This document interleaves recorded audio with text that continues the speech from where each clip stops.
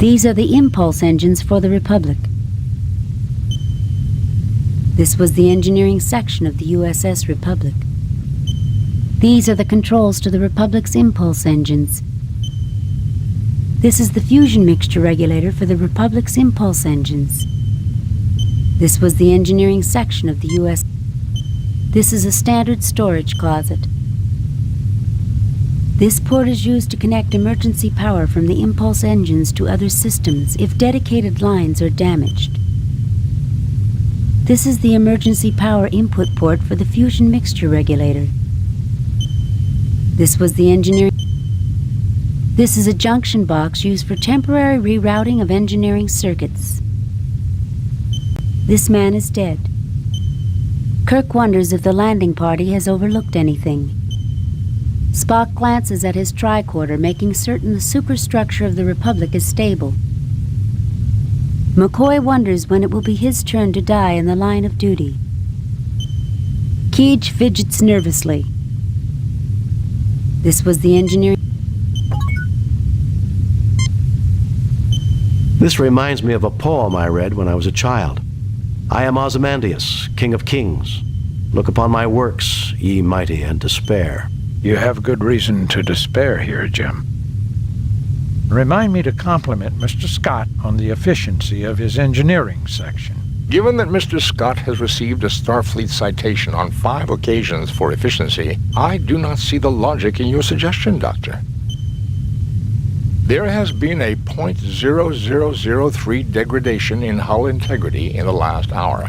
There should be no danger, Captain. Tragic, Captain. This is one of the greatest disasters in Starfleet history.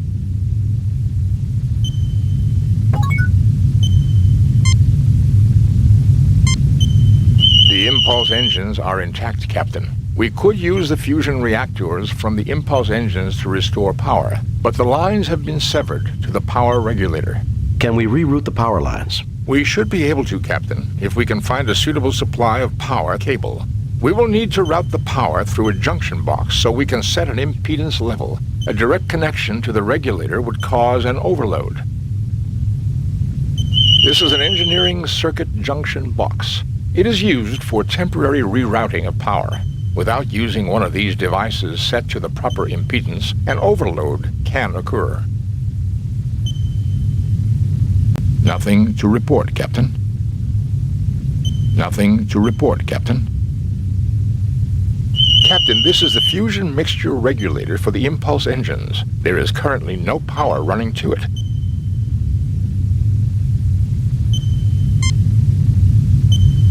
Nothing happens.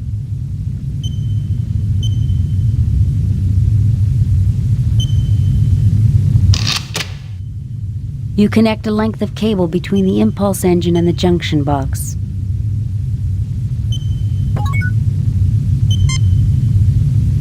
You fail to obtain anything. You fail to obtain. You fail to. You fail to. You fail to obtain. You fail to. You fail to. You fail to.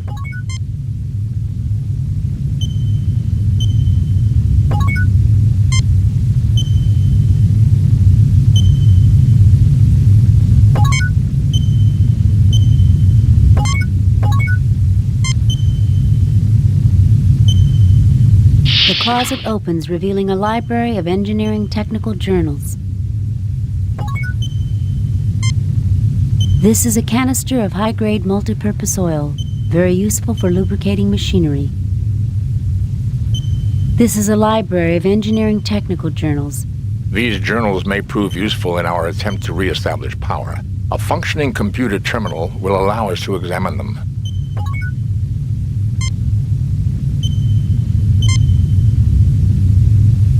Nothing to report, Captain.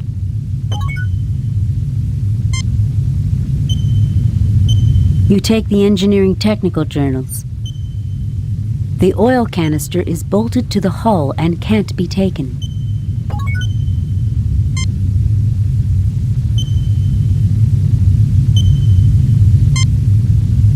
Nothing happens. Nothing happens.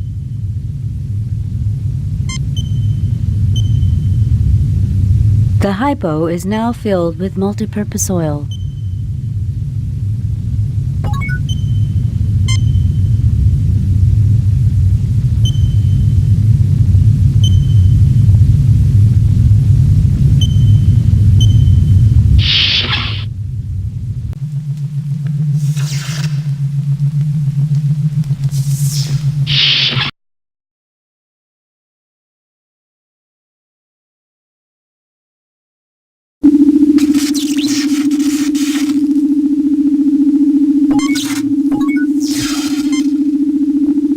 This man is dead. A large piece of equipment has fallen through the ceiling. The area looks extremely unstable. Fortunately, the entry to the transporter room is near. A large piece of equipment. This door leads to the transporter room. This corridor leads to the transporter room. This corridor leads to the...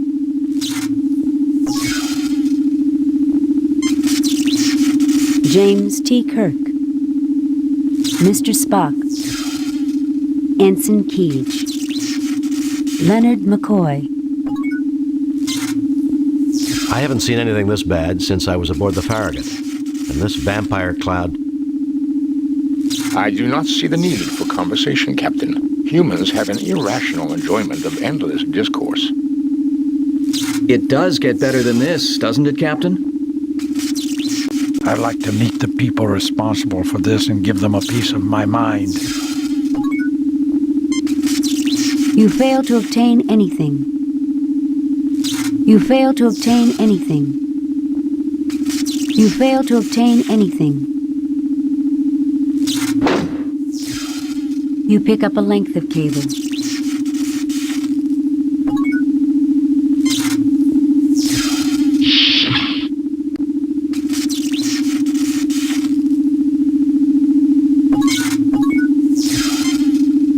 This is the transporter chamber. The pads do not seem to be damaged. The transporter room appears to have escaped serious damage. The transporter room appears... The transporter room... These controls set the coordinates for the transporter. Kirk is extremely worried. A resolute Mr. Spock. Dr. McCoy avoids the glances of his crewmates. Keege is eager to perform his duties. This room's in pretty good condition compared to the rest of the ship. The transporter pads seem intact, Captain. Oh, great. My favorite place in the ship. Wouldn't you know it would be in the best shape? I have a bad feeling about this place. Nothing to report, Captain. Surprisingly, the transporter controls have escaped damage. Spock, please check out the transporter.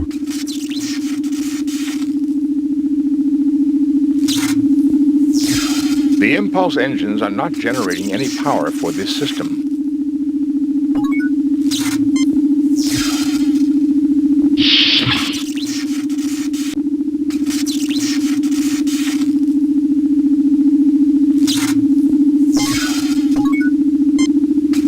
This man is dead.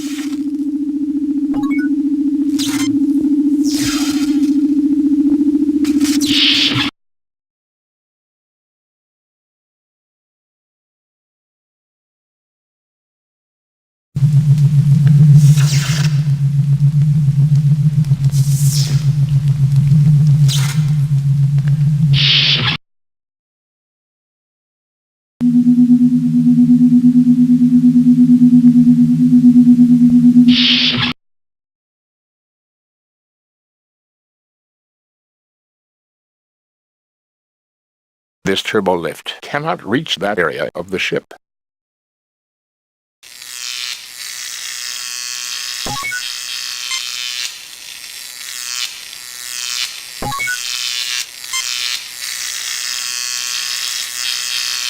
The debris is jammed in too tight.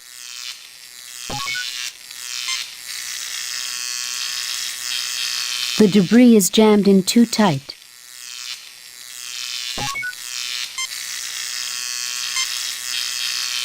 That may not be wise, Captain. It could damage the entire door assembly in its weakened condition.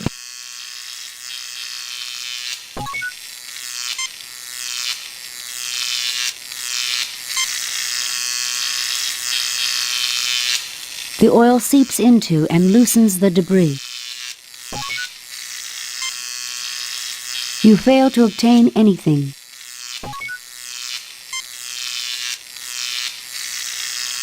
The gears are completely cleared of debris. Captain Kirk hopes that he will never see the day when the Enterprise is this badly battered. Leonard McCoy wishes he were back on the Enterprise. Keege wishes that everyone would stop fidgeting. It's making him nervous. Yet another crewman of the Republic whose life was unfairly abbreviated. Irritated by the emotions of the humans that are accompanying him, Spock does his best to keep his mind on the problems at hand. I wonder if anything will be working in auxiliary control. I'd like to meet the people responsible for this and give them a piece of my mind. You'll get your chance, Bones, I promise. I'm not in a talking mood right now, sir. The Starfleet engineers did their work well, Captain. A surprising amount of the ship is intact. Too bad you can't say the same for the crew.